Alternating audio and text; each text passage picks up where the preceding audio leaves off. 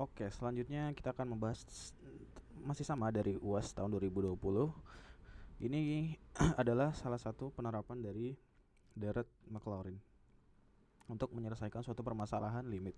Jadi di sini soalnya adalah diketahui n bilangan asli dan l bilangan real kecuali 0.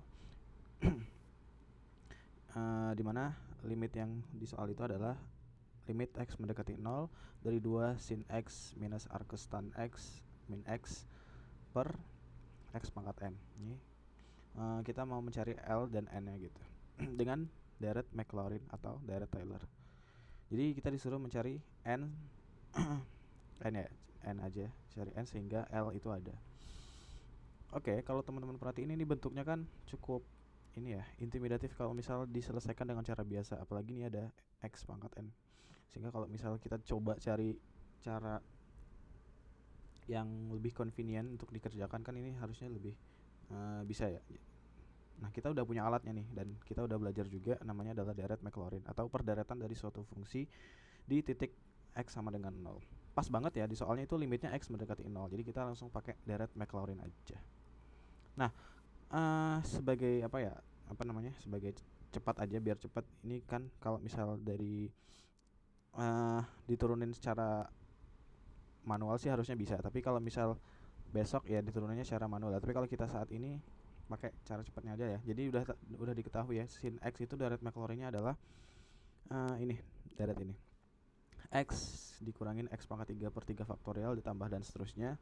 Kemudian yang arcus tangen itu adalah yang bawahnya itu. Jadi kita udah dapat Dirac-Maclaurin masing-masing dari sin x dan arcus tan x. Ini kita substitusi ke ini semua, sehingga bentuknya kan jadi polinomial ya. Jadi harusnya lebih convenient.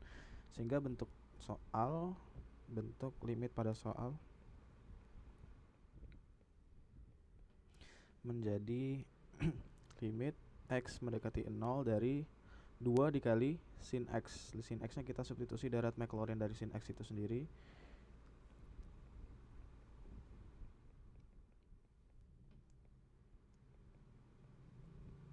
dan seterusnya dikurangin arcus tan. Arcus tan itu Dirac-Maclaurinnya yang bawah ini, kita kopas aja.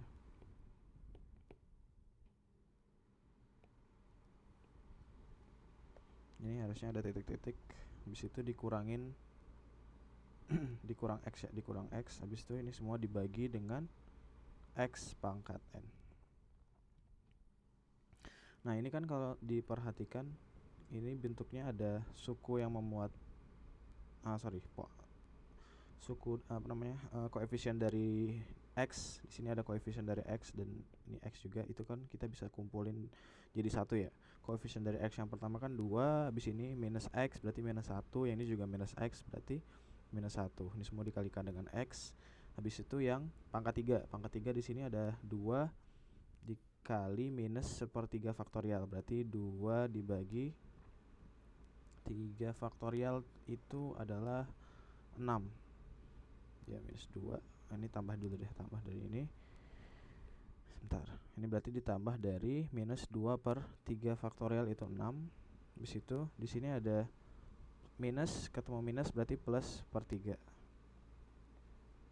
Ini pangkat 3. Kemudian yang pangkat 5 di sini 2 per 5 faktorial. 5 faktorial itu 120, berarti 2 per 120.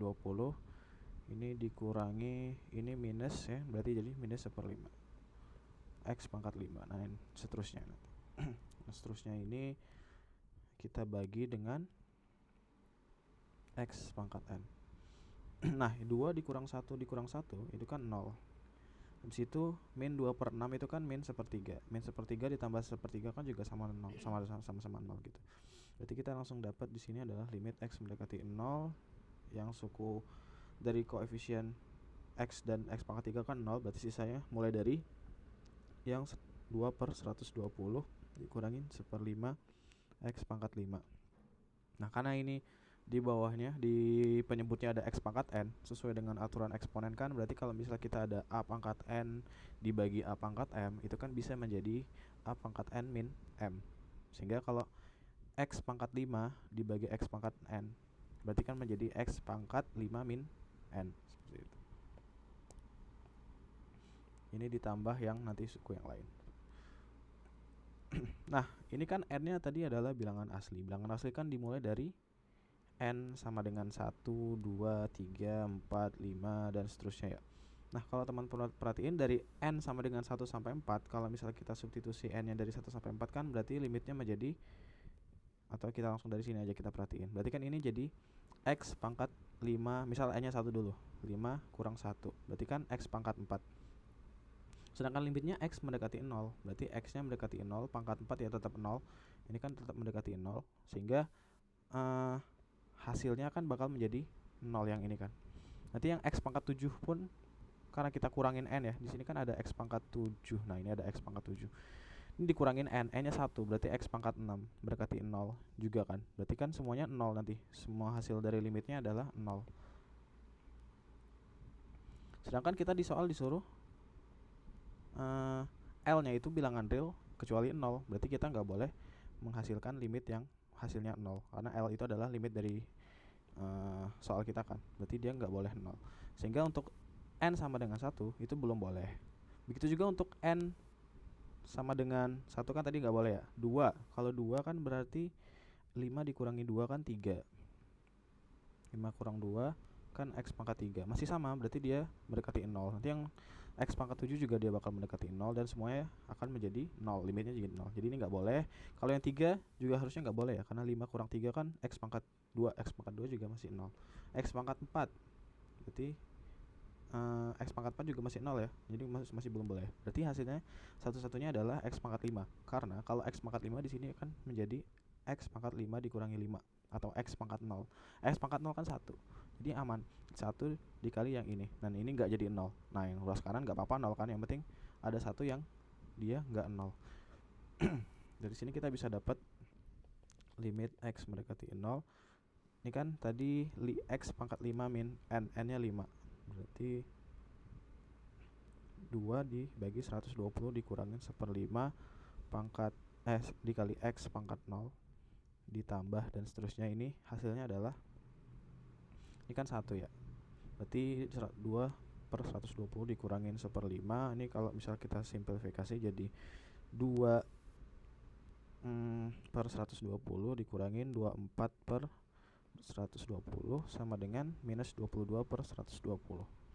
Sehingga n yang mungkin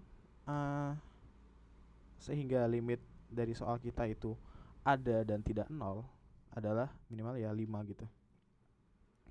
Sehingga n bilangan asli yang mungkin harusnya soalnya minimal ya, kan minimal n minimal sehingga L itu ada dan tak 0. Jadi kita dapat L yang mungkin sehingga limit pada soal ada dan tak 0